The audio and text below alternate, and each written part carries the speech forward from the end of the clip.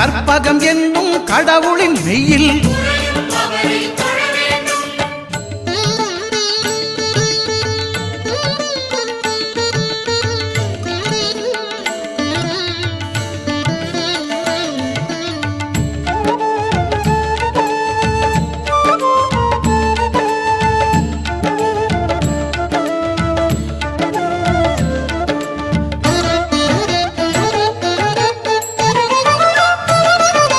திங்கள் பகவான் திருமுகம் காண